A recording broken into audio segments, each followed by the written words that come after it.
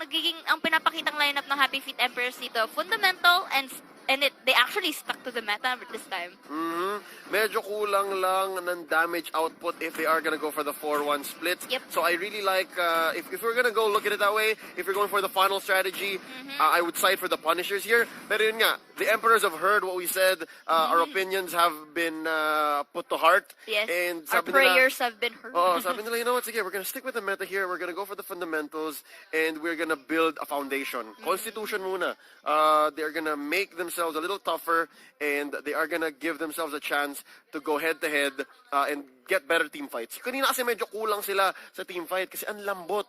Ang lambot. Medyo they lack that tankiness and the survivability in that battlefield. Pero nakikita natin dito ang members ng SUHA XCTN Punishers mukhang medyo chill at the same time seryoso because they know that this can be their potential match point. And for the side naman ng Emperors, looking sly and very happy because they're happy feet. De joke. Anyway, because, ayun nga, ladies and gents, with no further ado, we are already in our game number 2 between SUHA XCTN Punishers and Happy Feet Emperors. Pakilala natin ngayon ang mga Punishers, ladies and gentlemen. It's May on the Leomord. It's Zapnu on his trademark Claude. Si Dia ng ating Franco. Shaknu on that Lolita and Pakpet as our Kadira. For Happy Feet Emperors, we have MB going for that Granger, Mr. V as the Akai, Tan again with the Harris Cram, once more with the Minotaur, and finally Arbe for that Tom. In their last series against each other, once again, that was on July the 4th, earlier this year. Parang 2 weeks lang yata yun. 2 weeks ago. Yeah, we saw that in game 1, it was the same. They were trading. It was a haymaker swing for the Punishers. Nanalo sila around that same time. But in game 2, they finished in 9 minutes. Yes. They finished in 9 minutes, so let's see if history will repeat itself. Looks like we have an early invade here, ladies and gents. Arbe with a low break of health. May will be trying to chase him off, but nakaligtas to safety ang ating Thomas right there. But on the top side, the mukhang tamang pokey-pokes here and there, and we will see. Mukhang traditional naman kasi ginagawa nila more on lane fundamentals here. So far, we are not yet seeing so much action. But maganda rin ang nakikita kong prioritization for Punishers right here. Because of that invade, hindi malinis ang switch na naganap para sa Punishers. I saw what they're trying to do there. They tried to go for the switch. Instead, it's more of the Emperors who got it. And hitting level 4 first is gonna be Tan, their mid laner, and sumunod lang ng konti ang Punishers. Kaya may lamang ng 200 gold dito ang Emperors. But it won't stop Punishers from actually having this potential pick-off right here. And mukhang medyo mag-isa dito si Zapnu. Oops, Chakno here. Rescuing and actually aiding his friend to the rescue for a potential pickup. But members, tatlo dito sa ating top side. At a hook na si ating Granger right here, and Leomord goes for that first blood. May just pull in the trigger on that Phantom Steed. Hindi niya kinailangan pero ginawa niya anyways. Just in case daw, just in case. It's better to be safe than sorry. And they're going for the turtle take here. Mukhang napazaman for si ating Harriet right here. Kadita going for that Breath of the Ocean. And mukhang mamimino and Fury ang dalawang members ng Punishers right here. And Thomas, of course, going for that kill. And the remaining members has no choice but actually go back. Dian here though providing vision dito sa ating turtle side, pero mukhang hindi na niya maaagaw to. That's beautiful. Cram's Minoan Fury was just so perfect. Ang galing na baliktad niya. I was gonna say, look at the damage coming from Pakbet. There was so much AoE from the Breath of the Ocean, pero nabaliktad nung nag-Minoan Fury si Cram, and that led the Emperors to win that trade and to take that turtle for free. Yes. And mukhang medyo may pressure doon sa may top side natin, ladies and gents, because the Leomord is alone here. Cram just shoving him away para ma-push. But the Franco here goes for his ult on Cram, the Breath of the Ocean, at napatay na ni Leomord with the help of his mighty sword. Pero it may be a good trade, but not as much because we are seeing na medyo humahabol ang members ng Happy Feet Emperors dito.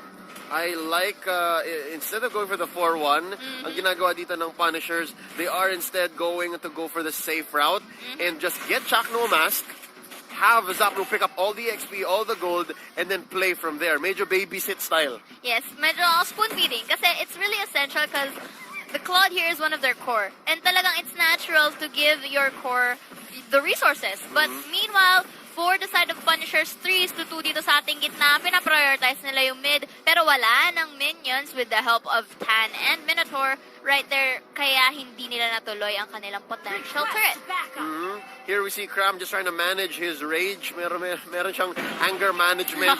Quick fight Ooh, though. with the Breath of the Ocean right here, Kaneda goes for the kill with that Minotaur, but the Chrono Dash will be held for Tan, and they have to back away because Chakno is low on health. Pero sa side naman ng Happy Feet Emperors, mukhang stealth mode naman sila dito sa ating top side, pushing this one like there's no tomorrow, but May here go for Barbiel, at ayan na nga, potentially picking off both of them. Pero hindi ata gagana dahil na-corner siya ng Hurricane Dash. Nasira pero nakapag-double kill si Maydon with his gravity critical hit.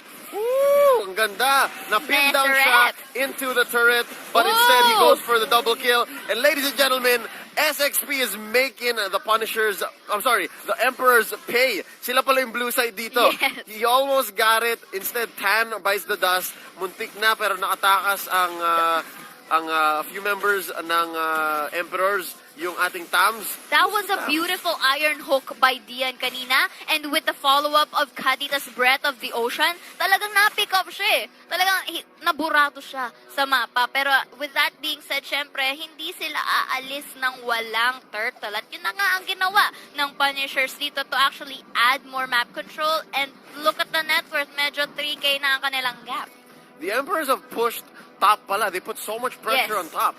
Medyo nag-overstay kasi sila doon. Kaya ang nangyari, medyo na utakan sila ng Leomord doon. But here on the bottom side, though, still focused here, medyo more members ng Happy Feet Emperors ang nandun. Of course, piniprevent lang naman nila makuha ang kanilang blue dito eh. Oh, but Marvier will be iron hook and goes for the killing spree with that Kadita Minoan Fear will be used. But will this be enough to actually kill Zapno here? Pero hindi, yan ang Blazing Duet killing the Granger here, pero hindi pa sila nagtatapos. Chrono Dash goes for Tan. Hindi pa rin nasapat dahil napatay ni Kadita itong si Cram, pero hindi tapos. Chakno here running for his life, pero si Harit napatay niya, pero May and Zapno to the rescue to avenge your friend. Halika na dito sa akin at papatayin na kita dito with the Chrono Dash running for his life. But the Kadita doon, medyo nahiwalay na, unstoppable niya at pinatay ang members ng Happy Feet Emperors. Nag-iisa na lang si Mr. V dito, at nang dahil dyan, ladies and gents, nakikita natin offlane si Claude, magpupush siya sa bot, and more resources ups for grabs sa Punishers. It was really good. I think tamang ginawa ng Punishers. Tinago muna nila yung Blazing Duet. After a good Art of Thievery, they were able to pull the trigger and clean up right there. Mr. V getting picked off. Kawawa naman siya doon. Nandun si Cram, but there's nothing they could have done there. There's not much they could have done. Their damage is coming from base. Their damage is in mid. And Cram just using this Minoan Fury to try and defend. But he's the iron dead. hook though, ladies and gents, makukuha niya. Si Minotaur here, and the Claude will be going for that free hitting and goes for that killing spree. Nakikita natin dito na napakaganda ng hooks and his stuns done by Dian dito. And syempre, hindi pa rin sila lalayas dyan dahil kukunin na nila ang final turtle.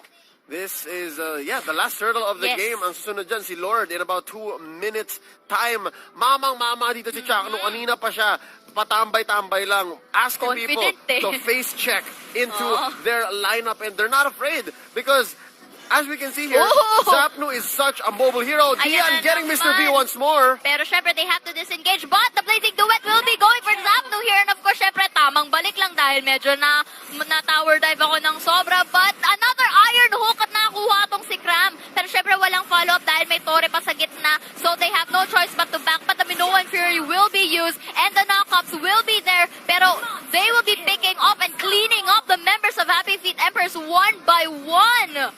Grabe, at ayun na nga, hindi pa rin nagtatapos because the Franco here successfully stunned Harith here, and no to avail. Minotaur is the one standing here, will be able to defend Percy Granger. Nick of the time, medyo nakapag-response siya, but it's not enough because na-push na at na-expose ang ating base from the bottom, and of course dito naman sa gitna. I was saying, Zapno here, the more mobile marksman, the more mobile carry. Kaya okay lang na nagpa-farm siya sa jungle, mag-i-initiate si Dian, hahabol na lang siya, BMI in, Art of Thievery, Blazing Duet, kayang-kaya nila yun. And that's what they've been doing for the past few minutes. Yes. Kaya nabibigla yung Emperors. Kaya natitira sa kanila, okay, I guess we have a tank and a core. What do we do? Na-pick off na si Mr. V, na-pick off na si Cram. What do we do? And that's what's been happening. That's what's led And to the another mid and iron hook bottom. will be done here by Dian. And of course, the Claude will be going for another free hit right here. Si Chakto nakikita natin dito, Ops, I will just stay here pretending to be AFK. But no, Dian is here for the iron hook. Kaya na Blazing Duet will be used by Zapnu. Pero medyo na low on health dahil walang sagot sa kanyang Blazing Duet. But ladies and gents, mukhang exposed na ang ating base for the side of Happy Feet Emperors right here. Simpleng pinupush ni May ang remaining turret nila. And of course, sinushove ang natitira nilang minions. But look, medyo kumpul-kumpulan na sila dito. Zaman Force will be used at tinulak ni Mr. V papunta sa base. Ang members, si Lolita, pero the Leomord here hindi pa rin nagpapatumpik because they are just picking him up and cleaning him up. Look at the Kadita, look at the waves, and ladies and gentlemen, the sweep goes to SUHA Execution Punisher. History repeats itself, and we see a 2-0.